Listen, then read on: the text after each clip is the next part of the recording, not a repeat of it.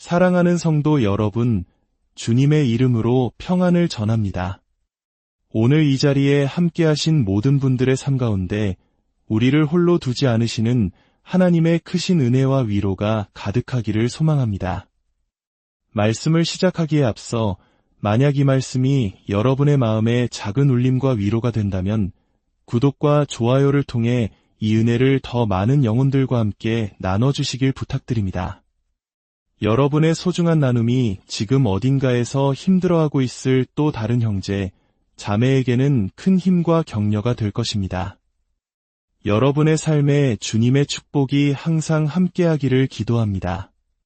우리는 종종 하나님의 약속에 대해 이야기할 때 무의식적으로 우리가 원하는 긍정적인 결과를 떠올리곤 합니다. 하나님은 결코 약속을 어기지 않으신다. 주님은 언제나 그분의 약속을 지키신다라고 고백하면서도 우리 마음속 그림은 늘 우리가 좋다고 여기는 결과물로 채워져 있습니다. 마치 내가 기도한 그대로, 내가 계획한 시간표대로 모든 일이 이루어지는 것을 하나님의 신실하심의 증거로 삼으려 합니다. 하지만 제가 신앙의 여정을 걸어오며 깨달은 하나님의 약속은 조금 다른 모습을 하고 있었습니다. 오늘 저는 여러분과 함께 하나님의 약속이 가진 3가지 중요한 특징에 대해 나누고 싶습니다. 이 3가지를 마음 깊이 새겨보시길 바랍니다. 첫째, 하나님의 약속은 종종 우리가 상상했던 것과 전혀 다른 모습으로 이루어집니다. 둘째, 하나님의 약속은 우리가 원했던 것보다 훨씬 더디게 이루어질 때가 많습니다. 그리고 셋째, 하나님의 약속은 우리가 생각했던 것보다 훨씬 더 멀리, 더 넓게 뻗어나갑니다. 이 3가지 진리를 이해하기 위해 우리는 믿음의 조상 아브라함의 삶을 깊이 들여다볼 필요가 있습니다. 하나님께서는 아브라함에게 나타나 말씀하셨습니다. 내가 너에게 복을 주겠다. 너는 복의 근원이 될 것이다. 내가 너에게 보여줄 땅으로 가라. 그곳은 놀라운 곳이 될 것이다. 아브라함은 그 약속의 말씀을 믿고 수백 킬로미터의 긴 여정을 떠나 마침내 약속의 땅, 가나안에 도착합니다. 하지만 그가 마주한 현실은 어떠했습니까? 성경은 그가 약속의 땅에서 장막에 거했다고 기록합니다. 지난주에 제가 말씀을 멈췄던 바로 그 지점입니다. 이것은 하나님께서 분명히 약속하신 바로 그 땅의 한복판에 살고 있으면서도 여전히 불안정한 나그네의 삶을 살았던 한 남자의 모습을 생생하게 보여줍니다. 하나님께서 그의 후손에게 주시겠다고 약속하신 땅 위에서 그는 평생을 임시 거처인 텐트에서 살았던 것입니다. 때로는 우리도 바로 그 자리에 있으면서도 그곳에 있다는 것을 전혀 느끼지 못할 때가 있습니다. 분명히 축복받은 삶을 살고 있으면서도 여전히 깊은 스트레스와 불안감에 시달립니다. 어떤 이들은 나는 스트레스 받기엔 너무 축복받았어라고 말하지만 현실은 그렇지 않습니다. 우리는 축복과 스트레스를 동시에 경험하며 살아갑니다. 마치 장막에 사는 것처럼 하나님께서 말씀하신 진리와 우리가 아직 알지 못하는 불확실성 사이의 팽팽한 긴장감 속에서 살아가는 것입니다. 예를 들어 하나님께서 우리에게 기쁨을 약속하셨다는 사실이 인간으로서 우리가 때로는 우울감을 전혀 경험하지 않을 것이라는 의미는 아닙니다. 한 번은 어떤 분이 제게 저는 우울해도 괜찮다고 설교하는 목사님 말씀은 듣고 싶지 않아요. 제 성경에는 항상 주 안에서 기뻐하라고 쓰여 있거든요. 라고 말했습니다. 그 말에 대해 저는 이렇게 답하고 싶습니다. 주님이 주시는 기쁨을 굳게 믿고 그 기쁨을 나의 것으로 선포하며 그 기쁨의 실체를 알면서도 여전히 때때로 깊은 우울감을 느끼는 것. 그것은 위선이 아니라 바로 우리 연약한 인간의 솔직한 모습입니다. 우리는 모두 장막에 살고 있습니다. 그리고 우리가 사는 그 장막, 즉 우리의 현실적인 상황은 특별히 우리 삶에 위대한 부르심이 있을 때일수록 우리가 믿고 있는 진리와 정면으로 충돌하는 것처럼 보일 때가 많습니다.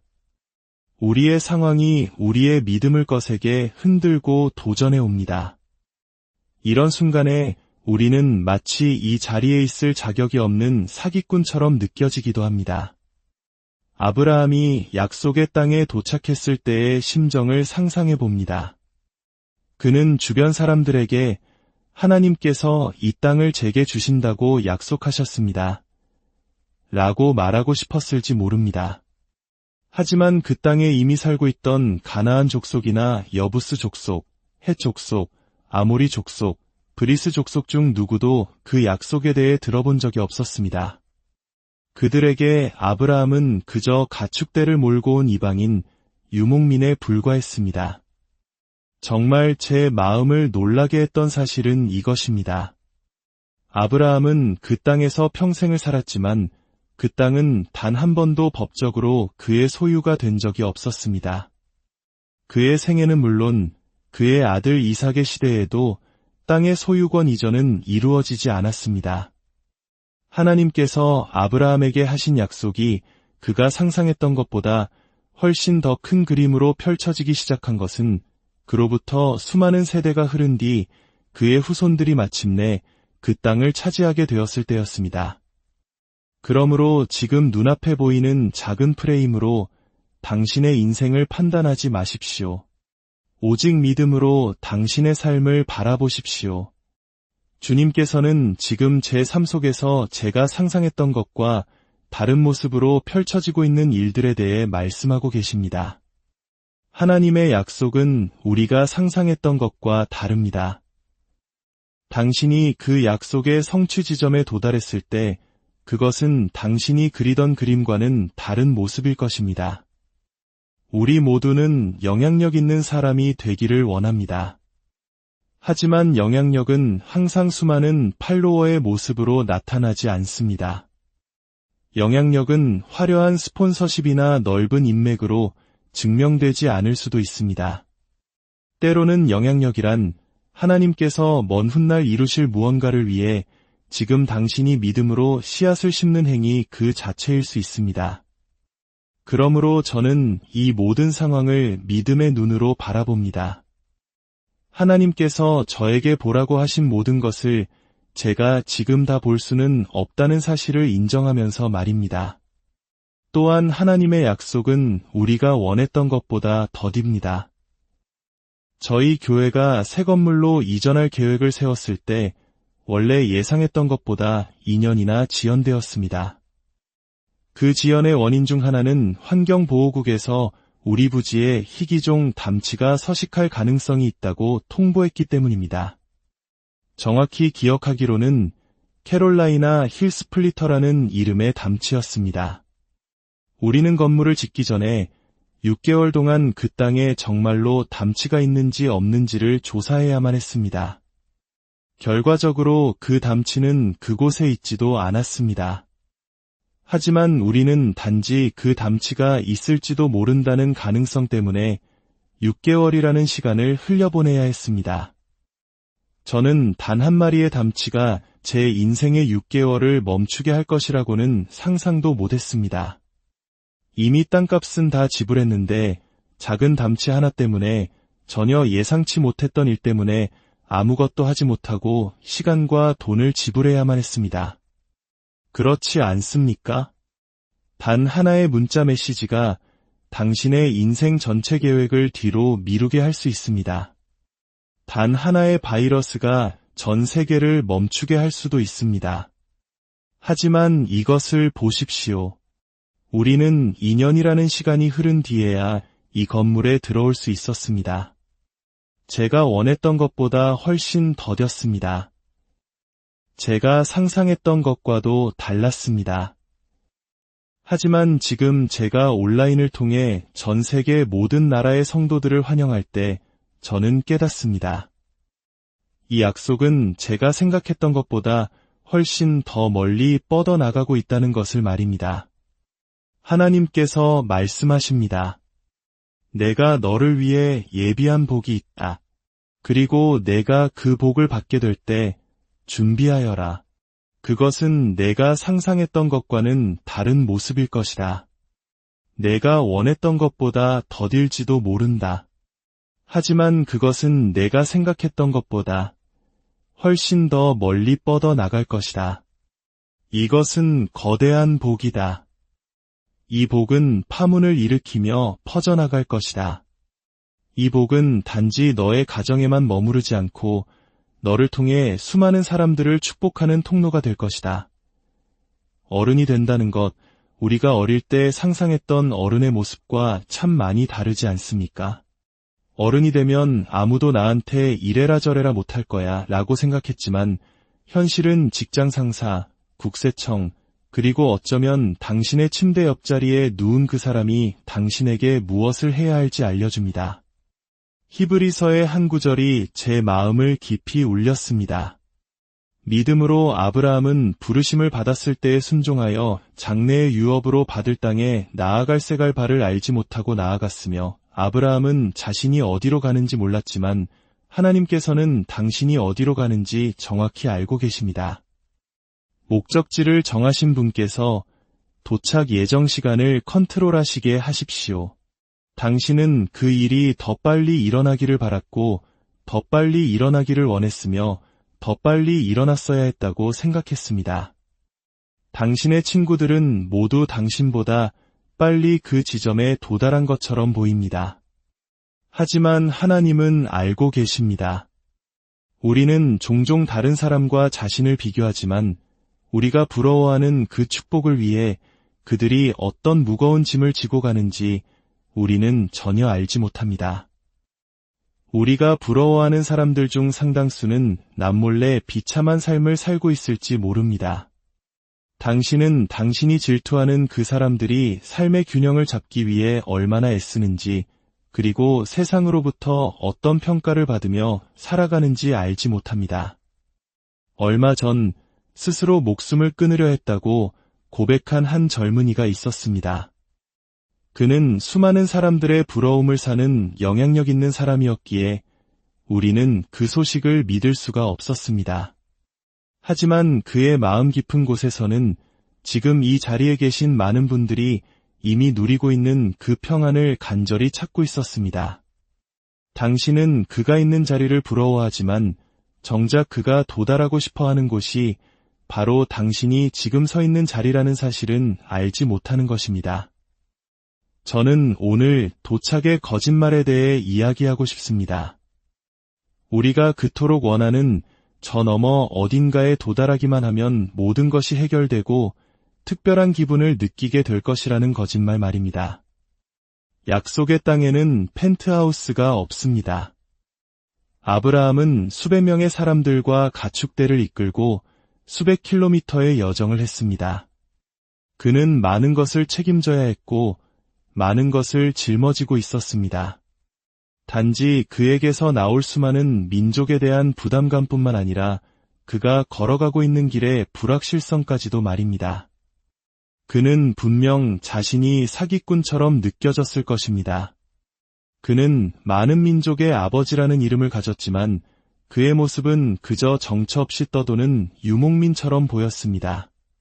당신의 모습이 지금은 유목민처럼 보일지라도 당신 안에는 한 민족이 담겨 있을 수 있습니다. 당신이 지금은 아무것도 아닌 사람처럼 보일지라도 실제로는 위대한 무언가를 품고 있을 수 있습니다. 하나님께서는 당신 안에 무엇이 있는지 아십니다. 당신은 모릅니다. 하나님께서는 누가 중요한 사람인지 아십니다. 당신은 모릅니다. 하나님께서는 다음에 무슨 일이 일어나야 하는지 아십니다. 당신은 모릅니다. 당신은 안다고 생각하지만 사실은 모릅니다. 인공지능 챗봇도 모릅니다. 제가 한번 실험을 해봤습니다. 챗GPT에게 이렇게 물었습니다. 오늘 우리 교회 4번째 줄 3번째 자리에 누가 앉아 있나요? 챗봇은 이렇게 답했습니다. 저는 인공지능으로서 실시간 또는 특정 위치 정보에 접근할 수 없습니다. 교회 예배에 누가 참석하는지, 어디에 앉아 있는지와 같은 세부 정보는 알 수 없습니다. 이러한 정보는 일반적으로 공개되지 않으며 현장에 있는 분들이나 참석자에 대한 직접적인 지식이 있는 분들만 알 수 있습니다. 챗봇이 말한 것처럼 오늘 당신 주변의 그 누구도 당신이 하나님으로부터 무엇을 필요로 하는지 온전히 알지 못합니다. 당신이 그들에게 말한다 해도 그것은 수면 위를 긁는 것에 불과합니다. 때로는 당신 자신조차도 당신이 무엇을 필요로 하는지 모르기 때문입니다. 사람의 속에 있는 영 외에는 누가 그 사람의 사정을 알 수 있겠습니까? 그러나 하나님의 영, 성령님은 당신에 대한 직접적인 지식을 가지고 계십니다. 그분은 당신이 무엇 때문에 힘들어하는지만 아시는 것이 아니라 왜 힘들어하는지 그 근원까지 아십니다. 당신이 그 문제로부터 어떻게 자유로워질 수 있는지도 아십니다. 성령님은 당신이 오늘 이 자리에 바로 그 자리에 앉아 있는 이유를 아십니다. 당신에게 필요한 계시를 주시기 위해 하나님의 영을 풀어놓으시기 위해 당신을 이곳으로 인도하셨습니다. 그 영의 인도하심은 당신의 삶에 새로운 파문을 일으킬 것입니다. 비록 당신이 원하는 것보다 더딜지라도 당신이 생각했던 것보다 훨씬 더 멀리 뻗어나갈 것입니다. 하나님께서 말씀하셨다면 그분은 당신이 모르는 무언가를 알고 계시기 때문입니다. 당신이 죽음의 문턱에서 살아남은 이유는 하나님께서 당신이 모르는 무언가를 알고 계시기 때문입니다. 당신이 새벽 4시가 되어서야 잠들었음에도 불구하고 피곤한 몸을 이끌고 졸린 눈을 비비며 교회에 나온 이유는 하나님께서 당신이 모르는 무언가를 알고 계시기 때문입니다. 당신은 성경을 붙잡고 이렇게 외쳤을 것입니다. 사탄아, 하나님은 내가 무엇을 필요로 하는지 아신다. 나는 내 아버지의 임재 안으로 들어가야만 한다. 내 아버지의 집에는 거할 곳이 많도다. 그렇지 않으면 너희에게 일렀으리라. 내가 너희를 위하여 거처를 예비하러 가노니 인공지능은 이 사실을 모릅니다. 당신을 거절했던 사람들도 이 사실을 모릅니다. 때로 우리는 무언가가 절실히 필요하다고 생각하지만 하나님께서는 그것이 우리에게 필요하지 않다는 것을 아십니다. 사랑하는 여러분, 지금 여러분의 삶이 마치 광야의 장막처럼 느껴질지라도 기억하십시오. 여러분은 결코 혼자가 아니며 버려진 존재가 아닙니다. 여러분은 한 나라를 품고 있는 하나님의 사람입니다. 보이지 않는다고 해서 약속이 없는 것이 아니며 더디다고 해서 실패한 것이 아닙니다. 전능하신 하나님께서 당신의 인생이라는 거대한 그림을 그리고 계십니다. 그분의 시간표를 신뢰하십시오. 주님의 신실하심이 여러분의 모든 길 위에 함께 하시기를 우리 주 예수 그리스도의 이름으로 간절히 축원합니다.